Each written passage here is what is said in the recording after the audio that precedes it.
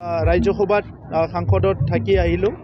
প্ৰথম দিনা শপত গ্ৰহণ আৰু 2টা দিন সেশনত মই আছিলোঁ।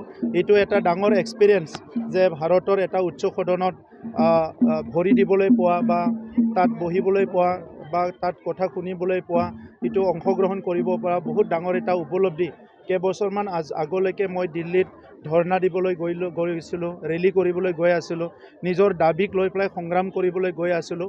আৰু তেতিয়া সদনৰ কথাটো বাদেই দিয়ক, কোনোবা এজন এমপিক লগ কৰিবলৈ, কোনোবা এজন বিষয়াক লগ কৰিবলৈ বহুত সংগ্ৰাম কৰিব লগা হৈছিলে। আৰু আজি সেই পলিচি মেকিং এটা ফৰামত মই নিজেও তাত যাবলৈ পোৱা, অংশগ্ৰহণ কৰিবলৈ পোৱা, এইটো ডাঙৰ এটা উপলব্ধি। কিন্তু যিমানে তেনেকুৱা দায়িত্ব পাব, ইমানে ৰেছপনচিবিলিটিটো বাঢ়ি যায়। গতিকে আজি এটা সময়ত মই বড়ো জনগোষ্ঠীৰ কাৰণে সংগ্ৰাম কৰি আছিলোঁ। BTC শাসন কৰি থকা সময়ত BTC অঞ্চলৰ 26টা জনগোষ্ঠীৰ কাৰণে কাম কৰিবলৈ সুযোগ পালোঁ। এইবাৰ বিধানসভাত মই কণ্টেষ্ট কৰিছোঁ আৰু আমাৰ দলৰ পৰা যিসকল কণ্টেষ্ট কৰিছে, আমি জিকি যোৱাৰ পিছত অসমৰ কাৰণে কাম কৰিবলৈ সুযোগ পাম।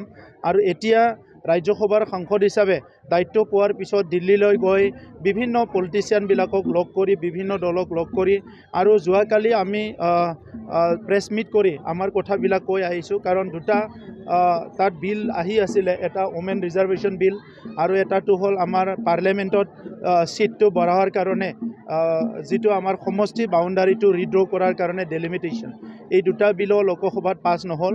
তথাপিতো আমাৰ কথাটো আমি কৈ আহিছোঁ যে বড়োলেণ্ডৰ ক্ষেত্ৰত যিহেতু 8,000 মানুহ শ্বহীদ হৈ আজি কাউন্সিলখন হৈছে, তেনেকুৱা 10টা কাউন্সিল আছে। উত্তৰ পূৰ্বাঞ্চলৰ ৰাজ্যবিলাকত বিভিন্ন ক্ষুদ্ৰ ক্ষুদ্ৰ জাতি জনগোষ্ঠী আছে। সেইসকলৰ সুৰক্ষা, সেইসকলৰ নিৰাপত্তা, সেইসকলৰ পৰিচয়, অস্তিত্ব, ভাষা, সংস্কৃতি ৰক্ষণাবেক্ষণা, এই কথাবিলাক লৈ পেলাই পৰৱৰ্তী সময়ত ভাৰতৰ নেতৃত্বই যাতে সিদ্ধান্ত লয়, ডেলিমিটেশ্যন ক্ষেত্ৰতে হওক বা আমাৰ ওমেন ৰিজাৰ্ভেশ্যনৰ ক্ষেত্ৰতে হওক, এই কথাখিনি মই তেখেতসকলক আহ্বান কৰিছোঁ।